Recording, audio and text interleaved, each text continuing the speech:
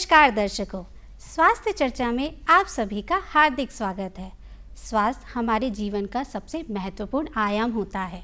ये हमारे जीवन में गुणवत्ता प्रदान करने के साथ सामाजिक, शारीरिक और मानसिक तंतु का संतुलन बनाए रखता है। फिजियोथेरेपी दो शब्दों के युग्म से बना है, फिजिकल और थेरेपी यानी भौतिक चिकित्सा। भौतिक चिकित्सा गत वर्षों में चिकित्सा के क्षेत्र में बहुत एक अहम उपचार प्रदान कर रहा है। ये एक भौतिक रोगी शरीर का इलाज करके उसे नया जीवन प्रदान कर रहा है। तो इसी विषय पर चर्चा करने के लिए और हमारे साथ स्टूडियो में आमंत्रित है महारानी अस्पताल के फिजियोथेरेपी विभाग के प्रमुख डॉक्टर रूपेश खेदुलकर। नमस्कार, स्वागत है आपका हमारे कार्यक्रम स्वास्थ्य चर्चा में। बहुत बहुत धन्यवाद। डॉक्टर साहब, मेरा पहला सवाल आपसे यही है कि फिजियोथेरेपी यानी भौतिक चिकित्सा क्या है? फिजियोथेरेपी एक चिकित्सीय उपचार है जो चोटों की रोकथाम, पुनर्वास, समग्र फिटनेस और स्थायी चिकित्सा का एक संयोजन होता है। जी। फिजियोथेरेपी मुख्य रूप से अंगों की गतिशीलता पर आधारित होता है और इसका मुख्य लक्ष्य होता है कि किसी भी व्यक्ति को विकलांगता की श्रेणी से कैसे बाहर निकाला जाए। जी। एवं साथ ही यदि किसी व्यक्ति का कोई अंग पहले जैसे कार्य नहीं कर रहा है तो उस अंग की पहले जैसी दक्षता किस प्रकार प्राप्त की जाए। जी जी। फिजियोथेरेपी कराने के पश्चात व्यक्ति के शारीरिक क्षमता में एवं उसके शक्ति में बढ़ोतरी होती है। जी, यानी कुल मिलाकर आप कहें तो ये जो भौतिक शरीर है उसमें अगर कोई व्यक्ति अगर ठीक से अपना दैनिक जीवन में वो अपना काम नहीं कर पा रहे हैं, यानी वो अच्छे से चल नहीं पा रहे हैं, अपना काम नहीं कर पा रहे हैं, तो उसके लिए फिजियोथेरेपी के कारगर साबित होता है। जी डॉक्टर साहब, तो डॉक्टर साहब आपने बताया फिजियोथेरेपी क्या होती है, अब आप ये बताइए मुझे कि उसका उपचार कैसे किया जाता है? देखिए, फिजियोथेरेपी में मुख्य रूप से दो प्रकार से इलाज का प्रावधान रहता है। जी। एक जिसमें एक्सरसाइज के माध्यम से किया जाता है, दूसरा मशीनों के माध्यम से किया जाता है। जी। एक्सरसाइज के माध्यम से जिनको किया जाता है वो एक्सरसाइज थेरेपी के अंतर्गत आता है। जी। मशीनों के माध्यम से जो किया जाता है उपचार वो इलेक्ट्रोथेरेपी के अंतर्गत आता है। जी। कुछ मरीज ऐसे होते हैं जिनको सिर्फ एक्सरसाइज थेरेपी की आवश्यकता होती है। जी डॉक्टर साहब। कुछ मरीज ऐसे होते हैं जिनको इलेक्ट्रोथेरेपी की आवश्यकता होती है। जी। एवं कई मरीज ऐसे होते हैं जिनको इलेक्ट्रोथेरेपी और एक्सरसाइज थेरेपी दोनों की ही आवश्यकता होती है। जी डॉक्टर साहब, तो मैं आपसे ये जानना चाहूँगी कि ऐसा कौन सा मतलब लक्षण है जिसमें शरीर को इलेक्ट्रोथेरेपी की ज़रूरत पड़ती है? इलेक्ट्रोथेरेपी मैम, जैसे किसी का बहुत ज़्यादा दर्द बढ़ा हुआ है जी। तो उस बढ़े हुए दर्द की स्थिति में आप किसी को एक्सरसाइज प्रेस्क्राइब नहीं कर सकते, बता नहीं सकते। जी। तो उस स्थिति में मशीनों के माध्यम से व्यक्ति का दर्द कम किया जाता है। अच्छा डॉक्टर साहब, ये तो बहुत सही बात बताया आपने। अब मैं आपसे जानना चाहूँगी कि कौन से आयु वर्ग के लोगों को फिजियोथेरेपी की ज़्यादा ज़रूरत पड़ती है? अगर आज के परिदृश्य में बात करें तो कोई ऐसा निश्चित आयु सीमा नहीं रही है। जी। ये बच्चों से लेकर के बुजुर्गों तक सभी के लिए अति आवश्यक हो गया है। जी, तो इनके कौन कौन से कारण होते हैं डॉक्टर साहब? सबसे ज़्यादा अगर बात करें तो आजकल का जो अनियमित दिनचर्या है जी, और साथ में लोगों के उठने बैठने का गलत तरीका है, जो दैनिक दिनचर्या में जो काम करने के तरीके हैं जो गलत तरीके से हो रहे हैं, स्ट्रेसफुल लाइफ है, खान पान में ध्यान नहीं देना, ये सब एक कंप्लीट रूप से जिम्मेदार हैं इन सब चीज़ के लिए।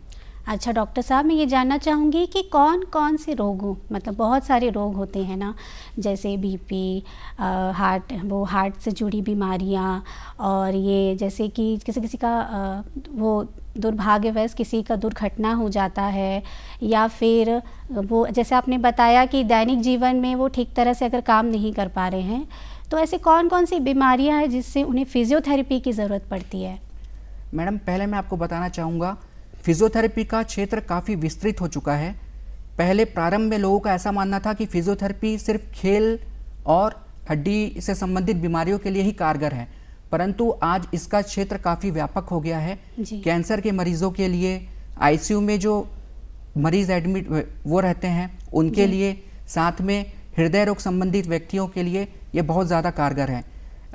साथ ही मैं आपको ये बताना चाहूँगा कि लकवा के मरीज के लिए फिजियोथेरेपी एक वरदान से कम नहीं है। जी जी जी। तो डॉक्टर साहब, अब मुझे आपसे ये सवाल है कि अगर किसी व्यक्ति को लकवा हुआ है तो कैसे पता चलेगा कि उसे लकवा की बीमारी हुई है, मतलब उसके प्रारंभिक लक्षण क्या होते हैं? देखिए, लकवा के प्रारंभिक लक्षण में सर्वप्रथम व्यक्ति का जो बैलेंस है वो बिगड़ता है, उसे तेज सिरदर्द होगा, चक्कर आएगा, उसका जो चेहरा है एक साइड खिंचा जाएगा, जी। उसके शरीर का जो एक हिस्सा है हाथ और पैर वो पूरे ढीले पड़ जाएंगे, उसमें बिल्कुल भी ताकत नहीं रहेगी, जी। उसकी आवाज़ साफ नहीं आएगी, जी। साथ ही उसको धुंधला दिखने लगेगा। इन सभी लक्षणों को देख करके आप ये अनुमान लगा सकते हैं कि व्यक्ति को कहीं ना कहीं लकवे की शिकायत हो रही है। तो लकवा की अगर शिकायत हुई है तो उसका उपचार कैसे किया जाता है, यानी उसकी प्रक्रिया क्या होती है? यदि हम फिजियोथेरेपी की बात करें कि फिजियोथेरेपी में इसका उपचार किस प्रकार किया जाता है, तो सर्वप्रथम ये देखना होगा कि व्यक्ति का जो एक हिस्सा है वो बिल्कुल भी काम नहीं कर रहा है। जी। जब वो बिल्कुल भी काम नहीं कर रहा है तो उसमें मशीनों का उपयोग किया जाता है जिससे उसकी मांसपेशियों में थोड़ी जान लाई जा सके। साथ ही धीरे धीरे स्किल्ड फिजियोथेरेपिस्ट जो हैं वो एक्सरसाइज करवाते हैं। लकवे में ये ध्यान देने वाली बात होती है कि कई हमारे यहाँ रूढ़िवादी परंपराएं चलती है। जैसे ग्रामीण क्षेत्रों में क्या होता है, लोगों को मिट्टी तेल तुरंत पिला दिया जाता है, रगड़ के मालिश की जाती है, जी। कुछ जानवरों का खून लगाया जाता है, जो ये सब कारगर सिद्ध नहीं होते हैं। जी। यदि हम लकवे की बात करें तो लकवा मुख्य रूप से दो प्रकार का होता है। जी। एक तो रक्त नलिकाओं में खून का थक्का जम जाने के कारण होता है, जी। जी। और एक रक्त नलिकाओं के फट जाने के कारण होता है। जी। रक्त नलिकाओं के में खून का जम जाना इश्केमिक स्ट्रोक कहलाता है, और जो रक्त नलिकाएं फट जाती है वो हेमरेजिक स्ट्रोक कहलाता है। जी। इसमें गौर करने वाली बात यह भी रहती है कि जब किसी व्यक्ति के जी। बाएं मस्तिष्क में इस प्रकार का आघात होता है तो उसके शरीर में इसका प्रभाव दाएं साइड में दिखेगा, जी। जस्ट विपरीत दिखता है। और फिजियोथेरेपी में क्या है, जैसे जैसे व्यक्ति के इसमें सुधार होते जाता है जी। उसका एक्सरसाइज करने का तरीका बदलते जाता है। जी। साथ में हमको ये भी ध्यान देना पड़ता है, इसमें सावधानी सबसे ज़्यादा ज़रूरी रहती है। जी। जो लकवाग्रस्त मरीज है उसको कई चीज़ों से बचा के रखना पड़ता है। कई बार उठाने बिठाने के इसमें उसका कंधा खिसक जाता है, तो हमें सबसे पहले व्यक्ति के कंधे को बचा के रखना पड़ता है। हमारे शरीर का सबसे कमज़ोर जो जोड़ रहता है वो हमारा कंधा ही होता है। कंधा लकवा वाले मरीज के इसमें खिसक जाता है। जी। दूसरा जो मुख्य है, लकवे वाले मरीज को बेड सोर जिसको घाव कहते हैं उससे बचाना आवश्यक होता है। उसको बचाने के लिए हमें लकवाग्रस्त व्यक्ति को हर 2 घंटे में टर्निंग कराते रहना चाहिए, करवट करवाते रहना चाहिए। तीसरा मुख्य क्या है, हम सभी प्रायः देखते हैं कि ग्रामीण अंचल हो चाहे शहरी क्षेत्र हो, लकवाग्रस्त व्यक्ति का बहुत जोर जोर से मालिश करना शुरू कर दिया जाता है। जी। तो ये मालिश करने से क्या होता है, शरीर में कड़ापन बढ़ते जाता है। जी। तो ये जो 3 मुख्य है, हमको मालिश भी रुकवा देना चाहिए। जी। आप हल्के हाथ से तेल लगा सकते हैं लेकिन रगड़ के मालिश मत करवाइएगा। जी। इन बातों का मुख्य रूप से ध्यान रखना चाहिए। जी। तो उपचार के दौरान हमें कौन कौन सी सावधानियां देखनी पड़ती है, यानी हमें उन्हें दवाइयां देके भी ठीक कर सकते हैं कि एक्सरसाइज या इलेक्ट्रोथेरेपी जैसे आपने बताया, या एक्सरसाइज के माध्यम से हम उनका उपचार कर सकते हैं? जी, देखिए जितना मेडिसिन का रोल है उतना फिजियोथेरेपी एक्सरसाइज का भी रोल है। जी। सबसे पहले हमको मरीज को खुद ही मोटिवेट करना पड़ता है कि वो ठीक हो सकता है, और उसको हम जितना ज़्यादा मरीज से उसके स्वयं के कार्य करवाएंगे उतना ही ज़्यादा वो उस मरीज के लिए अच्छा होगा और उतना ही जल्दी उसके इसमें सुधार भी आएगा। इसके लिए हम सिंपल तरीके बताते हैं। जैसे यदि वो बैठा हुआ है और उसका अगर बायां हाथ काम नहीं कर रहा है तो अपने दाएं हाथ को पकड़ के अपने बाएं हाथ को उठाए। व्यक्ति को बिठाया जाता है, दिन भर सुला के नहीं रखा जाता, ताकि उसकी थोड़ी एक्टिविटी भी बढ़े। जब वो बैठा हुआ है तो अपने अच्छे पैर से लकवाग्रस्त पैर को फंसा के ऊपर उठाते रहें। इस प्रकार कुछ ना कुछ वो एक्टिविटी करते रहें जिससे उसके शरीर की मांसपेशियों में कुछ ना कुछ हलचल होती रहे। जी डॉक्टर साहब, जैसे अभी आपने बोला कि किसी भी रोग का इलाज दवाइयों के साथ साथ मानसिक भी इलाज होता है, यानी उन्हें मोटिवेट करना, उन्हें बताना कि नहीं, उनका शरीर कितना महत्वपूर्ण है। जैसे कहा जाता है ना कि जो शरीर होता है वो एक मंदिर की तरह होता है, जिसे उसका वो स्वच्छ रखना है, उसका ख्याल रखना है, तभी मतलब हमारा जो शरीर है वो काफ़ी अच्छा रहेगा, चुस्त रहेगा, दुरुस्त रहेगा। तो डॉक्टर साहब, जैसे अभी आपने बताया, तो मैं आपसे ये जानना चाहूँगी कि लकवे के और कौन कौन से प्रकार होते हैं? लकवे के, जैसे मैंने आपको प्रारंभ में बताया, मुख्य रूप से यदि सामान्य भाषा में हम बात करें तो 2 ही प्रकार के होते हैं। एक में जिसमें रक्त नलिकाओं में खून का थक्का जम जाता है, और दूसरे में रक्त जो नलिकाएं हैं वो फट जाती हैं। जी, तो डॉक्टर साहब, जैसे अभी आपने बता दिया, तो मुझे आपसे ये जानना है कि कौन से आयु वर्ग को, यानी बच्चे, महिलाएं, या फिर बच्चे, या फिर युवा, या फिर बड़े आयु वर्ग के लोग, यानी हमारे वृद्ध जो जिनका 50 साल से ज़्यादा उम्र हो चुका है, किनको लकवा होने की ज़्यादा वो चांसेस होते हैं? देखिए, जिनका हाई ब्लड प्रेशर है, जिनको जी। उच्च रक्तचाप की परेशानी है, जी, शुगर है, जी, साथ में जिनका कोलेस्ट्रॉल बढ़ा हुआ रहता है, मोटापा है, जी। अनियमित दिनचर्या है, ऐसे व्यक्ति को लकवा होने की संभावना ज़्यादा रहती है। जी। तो डॉक्टर साहब मुझे आप ये बताएंगे कि जैसे उच्च रक्तचाप हुआ या फिर अनियमित दिनचर्या हो गया, तो ऐसे लोगों को क्या-क्या सावधानियां बरतनी चाहिए जिससे उन्हें ये सब ना हो? देखिए, सबसे पहले जैसे आपने बताया, शरीर ही मंदिर जी, है ना? तो हमें इसका ध्यान और साफ सफाई स्वयं करनी है। जी, यदि आपको उच्च रक्तचाप है तो सबसे पहले है आप दवाइयाँ नियमित रूप से लें। जी, साथ ही अपने लिए स्वयं समय निकालें, थोड़ा ध्यान लगाएं, मेडिटेशन करें, जो तनाव है वो थोड़ा कम लें और एक दैनिक दिनचर्या में थोड़ा हल्का हल्का व्यायाम करें। तो डॉक्टर साहब मैं आपसे जानना चाहूँगी ये हीमीफीलिया क्या होती है? आजकल के युवा में अनियमित दिनचर्या और गलत खान पान के कारण इस प्रकार की समस्याएं अधिक से अधिक देखी जा रही है। जी, अनियमित दिनचर्या की बात करें तो इसमें सोने और उठने का समय निश्चित नहीं रहता, जी, जिसके कारण अत्यधिक तनाव पड़ता है, आंखों पर भी जी। तनाव पड़ता है, मस्तिष्क पर भी तनाव पड़ता है। अनियमित जी। खान पान में जंक फूड का अत्यधिक प्रयोग होना ये भी जी। काफ़ी हानिकारक होता है। साथ जी। ही एक निश्चित समय पर ना खा करके कभी भी किसी भी समय पर खाना, किसी भी समय पर उठना कहीं ना कहीं हमारे शरीर को नुकसान पहुंचाता है, जी, जिसका खामियाजा हमको इस प्रकार की बीमारियों के रूप में देखना पड़ता है। जी। तो डॉक्टर साहब मुझे आपसे ये जानना है कि पुरुषों और महिलाओं में ये किन से आयु वर्ग के लोगों को उनको लकवा होने की ज़्यादा वो रहता है, लक्षण रहता है? जी, अगर देखा जाए तो 45 वर्ष के ऊपर आजकल ज़्यादा अधिक मरीज मिल रहे हैं। साथ ही जी। जैसे आपने बताया था, पूछा था, उस संदर्भ में बताना चाहूँगा, आजकल जो वयस्क के लड़के हैं, यंग एज के लड़के लड़कियां हैं, उनमें भी इस प्रकार की समस्या ज़्यादा से ज़्यादा देखी जा रही है। डॉक्टर साहब मैं आपसे जानना चाहूँगी जैसे अभी आपने बताया कि जंक फूड, अनियमित दिनचर्या ये सारे लक्षण होते हैं। तो डॉक्टर साहब अगर ये नहीं करना है तो हमें क्या करना चाहिए जिससे हमें लकवा जैसे रोग या हमें फिजियोथेरेपी की ज़रूरत ही ना पड़े? मैम, सबसे पहले हमको अपनी दिनचर्या को नियमित रूप से पालन करना चाहिए। उठने का समय, खाने का समय फिक्स होना चाहिए तथा डेली रूटीन में कम से कम आधे घंटे स्वयं के लिए निकालिए और हल्के व्यायाम करिए। व्यायाम का मतलब ये नहीं है कि आप जिम में जाकर के बहुत ज़्यादा हैवी उठाना शुरू कर दें। जी, जिस प्रकार स्कूल में आपको पीटी करवाई जाती थी, जी। आप जो दैनिक दिनचर्या में वॉकिंग करते थे, यदि आप जी। वो भी कर रहे हो, पीटी प्रकार की एक्सरसाइज कर रहे हो या वॉकिंग कर रहे हो, वो भी काफ़ी कारगर होगा। इसके पश्चात भी यदि आपको लग रहा है कि कुछ सुधार नहीं हो रहा है, तो आप जो स्किल्ड फिजियोथेरेपिस्ट है, लाइसेंस स्किल्ड फिजियोथेरेपिस्ट है, उसके पास जाकर के अपनी समस्या का समाधान कर सकते हैं। जब आप किसी स्किल्ड फिजियोथेरेपिस्ट के पास जाते हैं अपनी कोई भी समस्या लेकर के, तो वो उस समस्या के उपचार के लिए एक पूरा प्रोग्राम डिज़ाइन करता है आपके लिए, जिसको सामान्य शब्द में कहें कि वो एक आपके लिए एक पूरी योजना बनाता है कि किस प्रकार आपको दर्द से मुक्ति मिले या आप जो अपनी तकलीफ लेकर के आए हैं उसमें आपको फ़ायदा मिल सके। इससे क्या होता है, इससे आपको भविष्य में सुचारू रूप से अच्छी दिनचर्या जीने के साथ साथ आपके शरीर में और अधिक सुधार आपको देखने को मिलता है।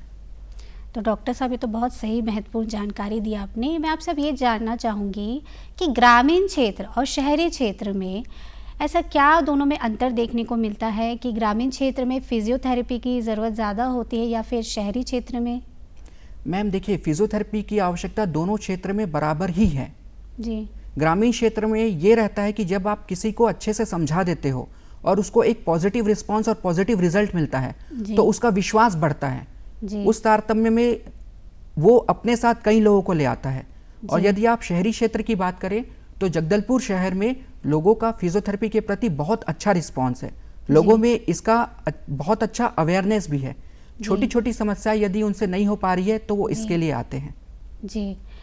तो जैसे अभी आपने बताया कि जगदलपुर शहर में बहुत अच्छा रिस्पांस मिल रहा है फिजियोथेरेपी को लेके, तो मैं आपसे जानना चाहूँगी कि अभी बस्तर क्षेत्र और जगदलपुर क्षेत्र में फिजियोथेरेपी की क्या स्थिति है? मैम, फिजियोथेरेपी की स्थिति यदि 5 साल पहले की बात करें और अभी की तुलना करें तो काफ़ी अच्छी स्थिति है। जी, लोग अब मतलब इंतज़ार नहीं करते हैं कि कोई डॉक्टर उनको बताए या कोई उनको सजेस्ट करे कि फिजियोथेरेपिस्ट के पास जाना चाहिए या मिलना चाहिए। चाहे वो खेल संबंधी छोटी सी समस्या हो या उनके शरीर में लकवा हो, वो तुरंत आकर के संपर्क करते हैं कि हमें क्या जी। करना चाहिए, क्या नहीं करना चाहिए, और बताई गई बातों का सख्ती से पालन भी करते हैं। तो उसकी क्या प्रक्रिया होती है डॉक्टर साहब? जैसे किसी को ऐसा लग रहा है, किसी व्यक्ति को, कि वो अपना काम ठीक से कर नहीं पा रहा है, तो उसे कैसे, कब लगेगा कि मुझे आपके पास आना है फिजियोथेरेपी के लिए? मैम, जैसे ही उसको अगर ऐसा लग रहा है कि वो ठीक से कुछ काम नहीं कर पा रहा है, तो उसे तुरंत आ जाना चाहिए। तो उसकी क्या प्रक्रिया होती है डॉक्टर साहब? कुछ नहीं, आप डायरेक्ट आकर के संपर्क कर सकते हैं। यदि फिजियोथेरेपिस्ट को लगता है कि ये उससे संभव हो पाएगा, तो वो जी। स्वयं कर देते हैं। जी। यदि उनको लगता है कि नहीं, मुझे इसको किसी अपने सीनियर डॉक्टर या हायर अथॉरिटी वालों को भेजना चाहिए, ऑर्थोपेडिक या न्यूरोसर्जन के पास या किसी और विशेषज्ञ के पास भेजना चाहिए, तो बेशक उनके पास भेज देते हैं। तो डॉक्टर साहब, जैसे अभी आपने बताया था कि हम किसी रोगी व्यक्ति को एक्सरसाइज के द्वारा हम उसे ठीक करते हैं ताकि उसमें फिजियोथेरेपी की ज़्यादा ज़रूरत ना पड़े, यानी इलेक्ट्रोथेरेपी की ज़रूरत ना पड़े। तो मैं आपसे ये जानना चाहूँगी कि किन किन कौन कौन से एक्सरसाइज होते हैं जिन्हें आप करवाते हैं अपने रोगी को? मैडम, ये जो एक्सरसाइज कराना है वो स्थिति के अनुसार परिवर्तित होते जाता है। यदि जी। किसी को घुटने का दर्द है तो उसके लिए अलग एक्सरसाइज है, गर्दन का दर्द है तो अलग है, कमर का दर्द है तो अलग है, लकवाग्रस्त व्यक्ति है तो उसके लिए अलग है। और ये जो एक्सरसाइज रहती है, ये व्यक्ति के जैसे जैसे स्थिति सुधरती है उस प्रकार ये एक्सरसाइज बदलती भी जाती है। जी, आप बता सकते हैं विस्तार से कि कौन कौन से एक्सरसाइज होते हैं, जैसे घुटने के लिए या हाथ अगर उठा नहीं पा रहे हैं, जैसे आपने बताया कि कंधा सबसे कमज़ोर होता है हमारे शरीर का, तो उसके लिए कौन सा एक्सरसाइज होता है सर? देखिए, जैसे आपने कंधे का जिक्र किया तो आपको मैं बताना चाहूँगा कि जो शुगर पेशेंट रहते हैं, डायबिटिक पेशेंट रहते हैं, जी। उनका कंधा सबसे पहले जाम हो जाता है। जी। और इस बात का उनको कब पता चलता है? जब जी। उनका हाथ ऊपर नहीं उठ पाता है, जी। या वो जी। कुछ चीज़ उठाने के लिए हाथ ऊपर करते हैं और उनको बहुत असहनीय दर्द होता है। जी। उसके पश्चात रात में भी उनको दर्द होता है जिसके कारण वो सो नहीं पाते हैं। जी। और शुगर सिर्फ मीठा खाने से नहीं बढ़ता है। जी। यदि आप बहुत ज़्यादा तनाव में हैं या दर्द में हैं तो भी आपका शुगर बढ़ जाता है। जी। इस स्थिति में क्या रहता है, उसको हाथ की एक्सरसाइज सिंपल बताई जाती है। जैसे मैं आपको बताना चाहूँगा, यदि किसी व्यक्ति का हाथ नहीं उठ रहा है तो उसको जी। कुछ नहीं, अपना दोनों हाथ, जैसे उसका जी। दायां हाथ नहीं उठ रहा जी। है तो बायां हाथ को पकड़े, जी। दायां हाथ अगर यहाँ तक जा रहा है तो यहाँ जी। तक उठाए, जी। उसके पश्चात बाएं हाथ को सहायता से जी। जहाँ जी। तक उसको जी। दर्द नहीं हो रहा है जी। वहाँ जी। तक जी। ले जाने का प्रयत्न करें। जी। इसके जी। साथ ही धीरे से ऐसा भी करें, जी। जी। जी। है ना। साथ में जो दीवार रहता है, जी। जी। दीवार जी। में धीरे धीरे अपना हाथ ऐसे करके सीधा करते जाएं। जी। जी। जी। और जो जनरली है लोग ऐसा करते हैं, जी। ये जी। कर जी। सकते हैं ताकि जो ये कंधा जाम हो गया है वो जी। धीरे धीरे खुले। इसमें बस एक ही चीज़ का ध्यान देना है कि आपको झटका नहीं देना है। जी। जी। जी। तो डॉक्टर साहब, मैं ये पूछना चाहूँगी कि एक्सरसाइज करवाने से पहले कोई ऑइंटमेंट या कोई तेल वगैरह का इस्तेमाल किया जाता है जिससे उनके शरीर को थोड़ा लचीलापन मिले, जिससे वो उठा सके अपने हाथों और अपने पैरों को? नहीं मैम, ऐसा कुछ की आवश्यकता तो नहीं होती, क्योंकि जी। फिजियोथेरेपी में अलग अलग तकनीक होती है। जी। तकनीक के माध्यम से, एक्सरसाइज में अलग अलग जो तकनीक रहती है उसी के माध्यम से इसका निदान कर दिया जाता है। तो मैं आपसे फिर से जानना चाहूँगी कि जगदलपुर और बस्तर के क्षेत्र में ऐसे लकवा का क्या रिस्पॉन्स है, यानी लकवा होने का कितना यहाँ पे लक्षण होता है? देखिए, लकवा का जैसे मैंने आपको बताया कि यह अनियमित दिनचर्या, हाई ब्लड प्रेशर, जी। हाई कोलेस्ट्रॉल, जी। डायबिटीज़, मोटापा, ये जो है इन सब के कारण होता है। तो बाहरी परिदृश्य की अगर बात करें, दूसरे शहरों की बात करें, जी। तो उनके तुलना में हमारे यहाँ स्थिति काफ़ी अच्छी है। जी। तो डॉक्टर साहब, मैं आपसे ये जानना चाहूँगी कि चलो फिजियोथेरेपी के माध्यम से आपने कुछ दिन, कुछ हफ्ते उनका आपने थेरेपी दिया और उन्हें आपने ठीक कर दिया, तो उस थेरेपी के बाद किसी व्यक्ति को क्या क्या सावधानियाँ बरतनी चाहिए? सबसे पहले तो उसको जो एक्सरसाइज बताई गई है उसको वो रूटीनली करते रहना चाहिए। दैनिक दिनचर्या में इस चीज़ को ढाल लेना चाहिए, एक्सरसाइज को। साथ ही जहाँ पर उसको समस्या हो रही है या कुछ समझ में नहीं आ रहा है तो उसको तुरंत आकर के फिजियोथेरेपिस्ट से मिलना चाहिए और बात करना चाहिए। जो प्रारंभ में उसको सावधानी बताई गई है उन सब सावधानी का उसको ध्यान रखना चाहिए। जैसे दैनिक दिनचर्या जो है उसको एक अपनी सेट कर लेनी चाहिए, जंक फूड से बच के रहना चाहिए। जी। तो डॉक्टर साहब, मैं आपसे ये जानना चाहूँगी कि उपचार आपने दे दिया, थेरेपी ने आपने करवा दिया, तो उसके बाद उन्हें सावधानी भी बरत ली, तो उसके बाद जो कोई घरेलू उपचार कोई है जिनसे बचा जा सके? घरेलू उपचार में मैम, यदि आप स्वस्थ रहना चाहते हैं तो शरीर को स्वस्थ रखिए। शरीर को स्वस्थ रखने का सबसे अच्छा यही है कि आपका जो दिनचर्या है वो बराबर होना चाहिए। उठने का टाइम, सोने का टाइम, खाने का टाइम यदि सही है तो आप बहुत सारी समस्याओं से स्वयं बच सकते हैं। और रोज़ हर किसी से कहना चाहूँगा कि 30 मिनट स्वयं के लिए निकालिए। जी 30 मिनट आपको जो भी अच्छा लगता है, यदि आपको डांस अच्छा लगता है तो आप डांस करिए, जी। यदि आपको एक्सरसाइज करना अच्छा लगता है, लेकिन ये सब हल्के इसमें करना है। कोई वीडियो देख करके या सोशल मीडिया से इंस्पायर होकर के ये सब नई चीज़ें करने की कोशिश ना करके जो आपको अच्छा लगता है वो आपको करना है। डॉक्टर साहब, मेरा आपसे अगला सवाल है कि शारीरिक और मानसिक ग्रस्त बच्चे यानी विकलांग बच्चों में फिजियोथेरेपी की क्या प्रमुखता है? देखिए, शारीरिक और मानसिक रूप से विकलांग बच्चों में फिजियोथेरेपी भी एक वरदान से कम नहीं है। इसमें सबसे पहले हमको जो माँ बाप रहते हैं बच्चे के, उनको एजुकेट करना रहता है। कई बार व्यक्ति सोशल स्टिग्मा, जिसको सामाजिक तारतम्य बोलते हैं, उससे बचने के लिए इस प्रकार के बच्चों को डॉक्टर के पास नहीं लाते हैं या फिजियोथेरेपिस्ट के पास लेकर के नहीं लाते हैं और अपने घर पे ही रखे रहते हैं। तो सबसे पहले जो ये सोशल स्टिग्मा है, पेरेंट्स को इनसे बाहर निकलना चाहिए। माँ बाप को अपने बच्चों में अगर इस प्रकार का कुछ भी दिख रहा है लक्षण, जो एक सामान्य बच्चे की तुलना में उनके बच्चे का विकास अगर उनको लग रहा है कि प्रॉपर नहीं हो पा रहा है, तो सबसे पहले उनको बच्चों के डॉक्टर को इसको जाकर के दिखाना चाहिए। यदि उसके इसमें शारीरिक रूप से नहीं दिख रहा है कोई भी, और सामान्य बच्चों की तुलना में विकास कम दिख रहा है, तो उसको निश्चित रूप से फिजियोथेरेपिस्ट के पास लाना चाहिए। फिजियोथेरेपिस्ट जो बच्चा है उसकी तो फिजियोथेरेपी करते ही हैं, साथ ही जो उसके माँ बाप रहते हैं उनको भी ये समझाते हैं कि आपको घर पे क्या करना है, क्या सावधानी रखना है, किस प्रकार का एक्सरसाइज कराना है और कब कब कराना है। जी, तो डॉक्टर साहब, जैसे अभी आपने बताया कि जो बच्चों में जो लक्षण होते हैं, जैसे कि वो अपना दैनिक कार्य कर नहीं पा रहे हैं, जैसे आजकल के बच्चे होते हैं वो इतने व्यस्त रहते हैं अपने स्कूल और विद्यालय से कि वो आजकल अच्छे से वो खेल कूद नहीं कर पाते हैं, वो लोगों के साथ ज़्यादा मिलना जुलना नहीं करते हैं, वो मतलब उनके पेरेंट्स अगर बिज़ी हैं, अगर व्यस्त हैं, तो वो उनको अपना समय नहीं दे पा रहे हैं। तो इस वजह से बच्चों का जो मानसिक या सर्वांगीण विकास होता है वो हो नहीं पाता है। तो इस पे यानी माता पिता को यानी पेरेंट्स को क्या क्या सावधानी देखना चाहिए, यानी उन्हें सचेत कब होना है कि हाँ अभी हमें ज़रूरत है, इन्हें हमें डॉक्टर के पास यानी फिजियोथेरेपी के पास लेके जाना है? आपने बहुत सही कहा।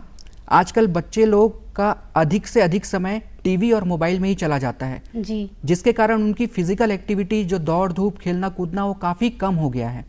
ऐसे में अभिभावकों को यही संदेश देना चाहूँगा कि अपने बच्चों को ग्राउंड में लेकर के जाएं, उनको दौड़ने दें, खेलने दें, है ना, तभी उनका सर्वांगीण विकास संभव हो पाएगा।